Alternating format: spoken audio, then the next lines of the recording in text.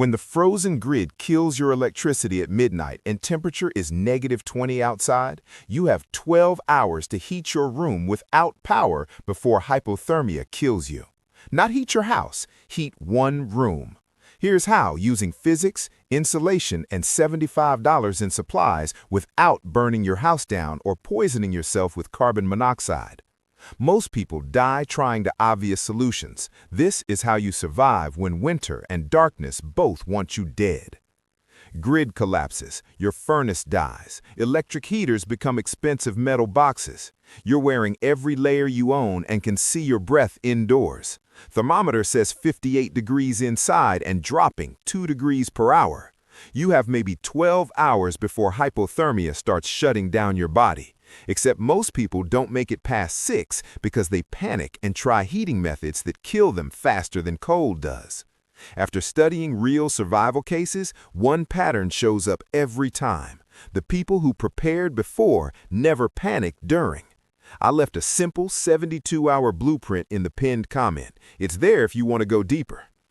Here's how to heat your room without electricity when grid goes down and winter wants you dead. The math that keeps you alive.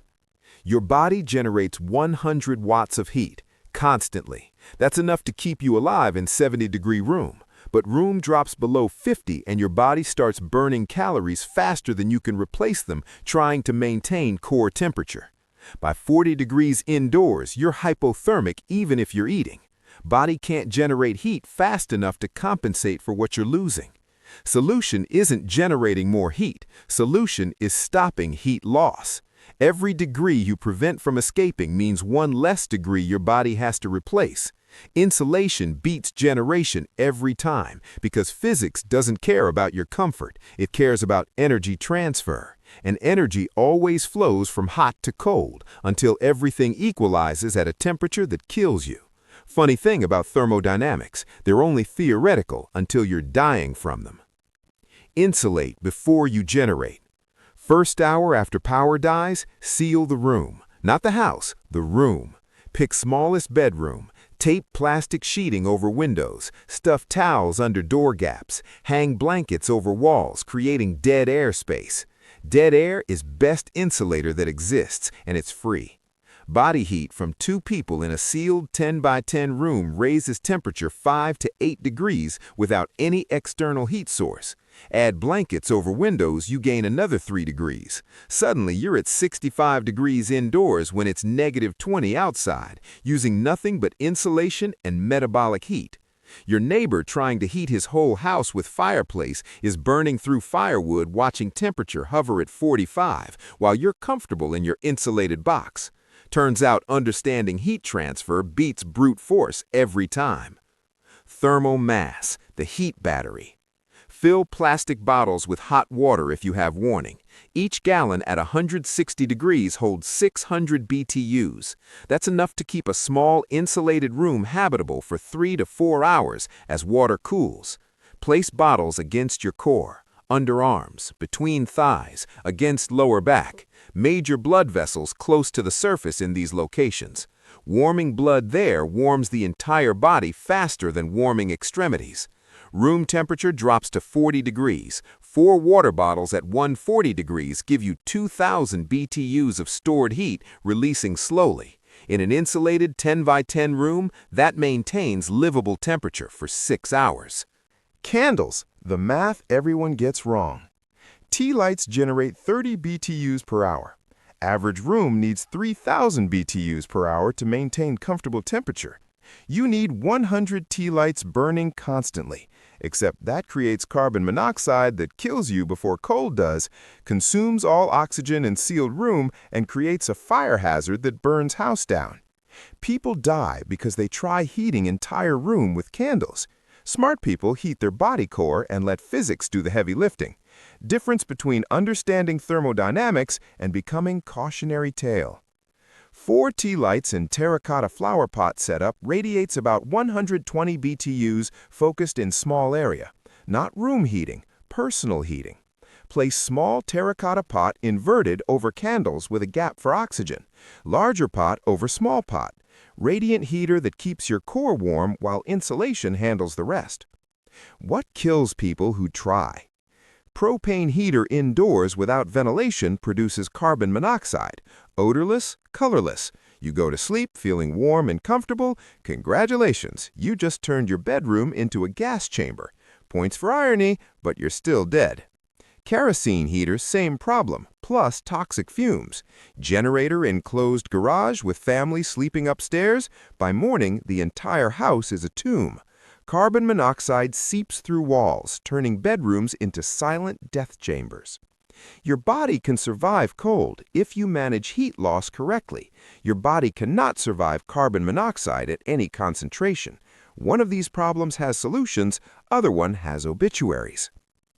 Layering, the boring solution that works. Thermal underwear base layer, insulating mid-layer, wind-breaking outer layer.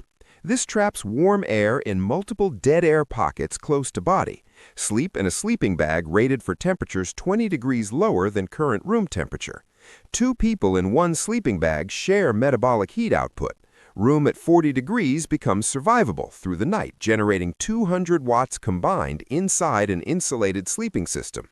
Wear a hat indoors. 40% of body heat loss occurs through the head. Looks stupid, keeps you alive. Most people skip this because vanity matters more than survival until core temperature drops below 95 degrees and vanity stops mattering because brain function deteriorates. Hour 6, room hits 45 degrees.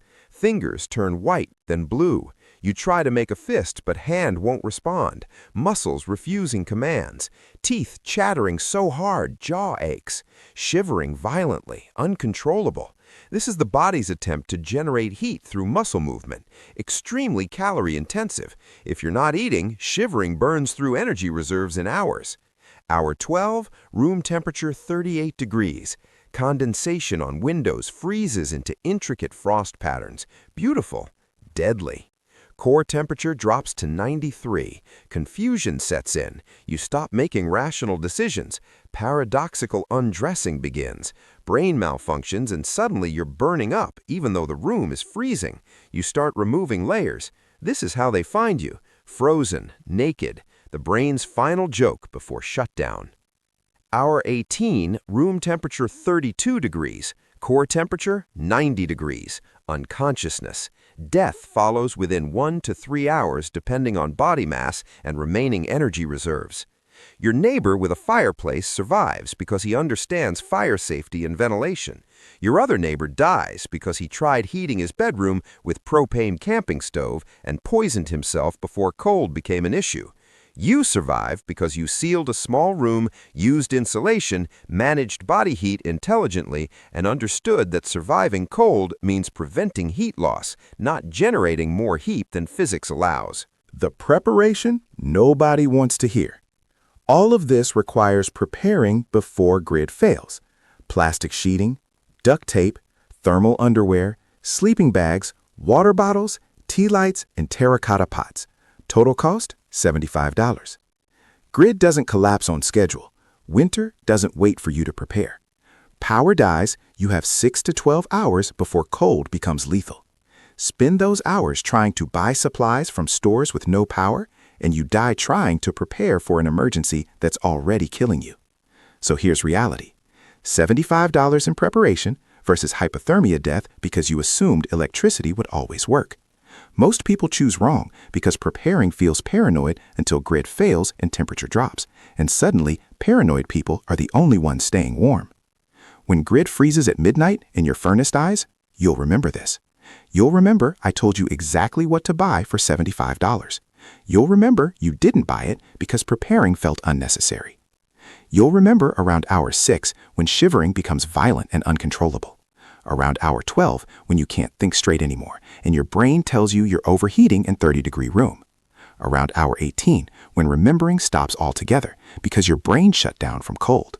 Winter doesn't care what you remember. Physics doesn't care you meant to prepare. And your frozen body doesn't care that you would have spent the $75 if you'd known. But you did know. You're reading this now. Choose correctly or don't. Either way, thermodynamics doesn't change for you.